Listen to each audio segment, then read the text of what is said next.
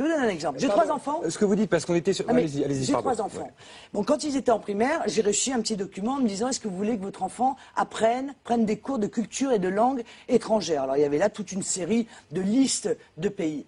Est-ce que vous croyez que c'est la priorité de l'école publique, laïque et républicaine que d'apprendre une langue étrangère et de renvoyer ses enfants à leur culture d'origine? Est-ce que ça n'est pas exactement l'inverse qu'il faut faire? Est-ce que ça n'est pas rendre sa mission de creuset républicain, c'est-à-dire au contraire le français, l'histoire de France, pour que l'ensemble de ces enfants aient un acquis commun, une histoire commune? Hitler est mort il y a 60 ans. S'il faut que je répète clairement ce que je pense du nazi, je le répéterai autant de fois qu'il est nécessaire. Le nazisme fut une abomination. Et il m'arrive de regretter de ne pas être né à cette période pour avoir pu le combattre. Je n'ai aucune indulgence à l'égard de ce totalitarisme. Aucune. J'ai dit clairement que je considérais que c'était le summum de la barbarie. Ce que je dis, c'est qu'on vient, encore une fois, me chercher une responsabilité alors que je n'en ai absolument aucune, ni aucune proximité avec ce totalitarisme, ni de près, ni de loin, ni de près, ni de loin. Ce que je remarque, c'est que d'autres dictateurs actuels pourraient avoir des proximités idéologiques précises avec des gens qui sont aujourd'hui dans la campagne présidentielle, mais qu'à eux, on ne vient jamais leur réclamer des explications sur la véritable proximité idéologique qu'ils ont pu avoir. En plus, vous dénaturez les propos qu'a tenus Jean-Marie Le Pen. Et je vais vous dire pourquoi il est une victime. Je vais vous donner un exemple parmi 1000 autres que je pourrais vous sortir. Eh bien, pendant des années, il a été contesté le fait, il avait dit qu'à 16 ans, il avait voulu s'engager dans la résistance. Eh bien, pendant 20 ans, on lui a dit, mais c'est pas vrai, on n'a pas de preuves. Ah, Jean-Marie Le Pen réinvente son histoire. Eh bien, aujourd'hui, le chef du réseau FFI a témoigné pour dire qu'il est vrai qu'à 16 ans, Jean-Marie Le Pen est venu pour s'engager dans la résistance et qu'il lui a dit qu'il l'a refusé parce qu'il était trop jeune et qu'il était déjà pupille de la nation. Voilà, madame, ce que j'ai à vous dire. Nous ne sommes pas racistes. S'il y a des gens qui pensent, vous m'entendez bien, là, je suis clair, je n'ai pas de langue de bois. S'il y a des gens qui pensent que nous avons une démarche raciste au Front National, ils se trompent de parti politique. C'est-à-dire que... J'ai été acceptée au Front National parce que je suis française avant d'être noire pour eux. Et je vous rappelle qu'au moment de la première guerre en Irak, il avait ramené un avion entier d'otages, Jean-Marie Le Pen, qui était retenu en Irak. Mais ça aussi, on l'a oublié. Mais...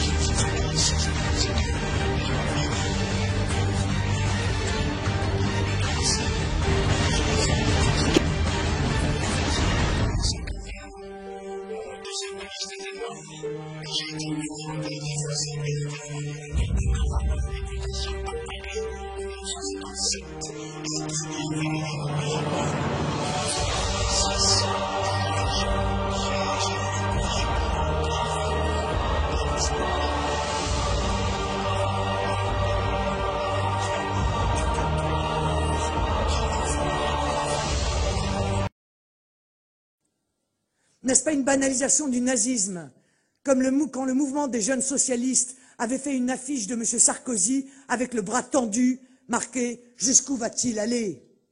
Ça, c'est une banalisation du nazisme. Et ceux qui utilisent pour des raisons électoralistes ce type de calomnie et de bassesse feraient bien de se regarder dans la glace et de voir si ces odieuses comparaisons dont ils usent ne contribuent pas à la banalisation. Monsieur Bayrou vient de demander le droit du sol pour les dom-toms. Après Monsieur Barouin, ça fait des années qu'on demande la suppression du droit du sol. Et ça fait des années qu'on nous dit que c'est une mesure fasciste. Ça prouve que ça n'est pas une mesure fasciste, qu'on nous a insultés pour rien et que c'est effectivement la suppression du droit du sol qu'il faut mettre. Madame Dati, cette logorée et cette succession de poncifs que vous venez de me servir, ça fait 40 ans que je les entends. Ils ne sont pas plus vrais aujourd'hui qu'ils ne l'étaient hier. Le Front National, et vous le savez, a dans ses rangs des Français d'origine étrangère Nous les avons, bien sûr, accueillis parce qu'ils sont français. Et vous savez, parce que vous êtes trop intelligente pour ne pas le savoir, que des gens qui sont venus en France se sont parfaitement intégrés, ont fait l'effort, parce qu'ils en avaient la volonté individuelle, de se fondre dans la communauté nationale, en respectant ses valeurs, ses lois, ses codes, ses traditions, ses mœurs. Ceux-là sont devenus fils et filles de France. Et Madame Dati, moi je suis triste parce que vous voyez, il n'y aurait que des gens comme vous, Madame Dati, très honnêtement. Moi, à la limite, sur l'immigration, il n'y aurait plus rien à faire et plus rien à dire. Il n'y a qu'un seul malheur, et vous le savez. Et vous devriez être de me compter dans ce combat. C'est que dans un certain nombre de banlieues, compte tenu de ce qui est en train de s'y passer, compte tenu de la pression que fait subir à la population des groupements islamistes qui veulent imposer la loi religieuse, eh bien, si l'on ne fait rien, il y a des centaines de jeunes filles dans ces banlieues, Madame Rachida Dati, qui ne pourront jamais devenir ce que vous êtes. Et vous serez donc devenue une exception. C'est cela que vous voulez? Je ne le crois pas. Donc, très honnêtement, ça ne sert à rien de caricaturer le Front National. Vous savez très bien que l'on pose des vraies questions et que ce qui est en train de se passer dans les quartiers, on ne peut pas fermer les yeux. Comme on ne peut pas fermer les yeux sur le fait que nous sommes en train de perdre la souveraineté sur toute une série de territoires à cause des trafiquants de drogue, qu'il y a des territoires qui sont occupés, Madame Dati, au sens de l'occupation des habitants qui sont contrôlés à l'entrée de leur immeuble, que l'on passe, j'ai lu ça dans un grand quotidien, aux détecteurs de métaux pour leur permettre de rejoindre leur domicile, qu'il y a des jeunes filles qui ne peuvent pas se balader main dans la main avec leurs petits copains, qui ne peuvent pas être en jupe. Ne me dites pas que ce combat-là, vous ne voulez pas le mener parce que vous n'avez pas le droit. Somme toute, d'avoir l'égoïsme de vous dire, voilà, moi je m'en suis sortie. C'est un beau parcours, Madame Dati, que d'être devenue garde des Sceaux, mais je me désintéresse de ce qui se passe. Les économies, dégager 6 à 8 milliards, c'est une priorité Marine Le Pen que vous partagez? Oui, je suis étonné que Mme Pécresse dise qu'il n'y a pas d'économie proposée dans d'autres programmes. En tout cas, moi, dans mon projet, il y en a. C'est sûr que ce ne sont pas les mêmes que celles de son gouvernement, qui consistent à taper systématiquement sur les classes populaires et les classes moyennes.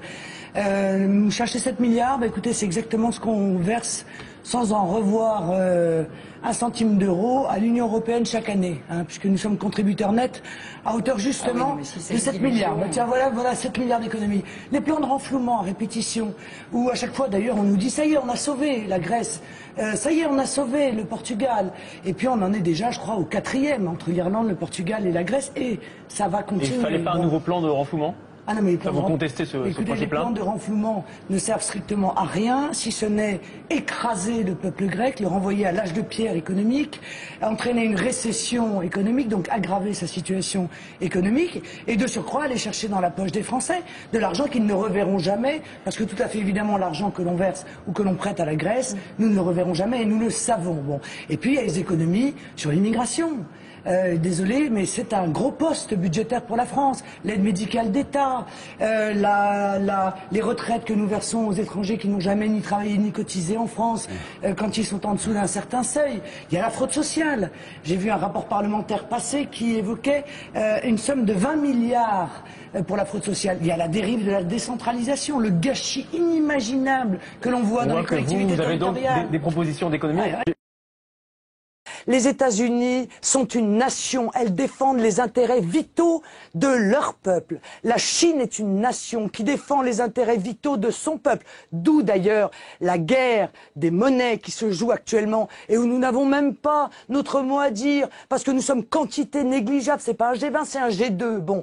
Et où, par une forme de protectionnisme, vous l'admettrez tout de même, chacune de ces deux nations, en réalité, joue de sa monnaie pour défendre ses intérêts économiques. Nous, on est un espèce de gros mammouth, une passoire qui a démontré son incapacité à apporter la prospérité. Et la preuve en est d'ailleurs, c'est que les taux de croissance du troisième trimestre sont à 0,4% en France, bien inférieurs aux prévisions, que la zone euro a été la première à entrer en récession, qu'elle est la dernière à ne pas en être sortie, et qu'en réalité l'euro a été un choix dramatique pour notre économie. Mais je comprends bien que comme j'ai une position totalement alternative à la vôtre, et que vous êtes à avec le PS d'ailleurs, qui lui aussi s'est soumis à la gouvernance mondiale et à l'économie internationale, eh bien, je comprends bien que vous soyez en désaccord avec moi. Ces occupations de territoire illégales se multiplient. À ceux qui nous expliquent, comme le font l'UMP et le PS, qu'il faudrait que l'État finance des mosquées nouvelles. Mais voilà une drôle d'idée tout de même. C'est-à-dire que pour résoudre une violation de la loi sur la laïcité, eh bien, on violerait la loi sur la laïcité. L'État ne reconnaît, ne subventionne, ne salarie aucun culte. Il est de la responsabilité d'un dirigeant politique que de rappeler les principes qui sont les nôtres, les principes de notre pays, les lois qui, encore une fois, ne peuvent pas être appliquées aux uns et pas aux autres. Nous n'avons pas de complexe. Quand on voit tous ces types sortis de l'ENA, qui ont amené la France là où elle est aujourd'hui, tous ces experts en économie, qui sont en réalité des nuls, voilà, ce sont des nuls, d'accord, quand on laisse la France avec 5 millions de chômeurs, 7 millions de travailleurs pauvres, 12 millions et demi de crimes et délits par an, honnêtement, on a des leçons à donner. Bon, je crois qu'ils n'ont pas de leçons à donner.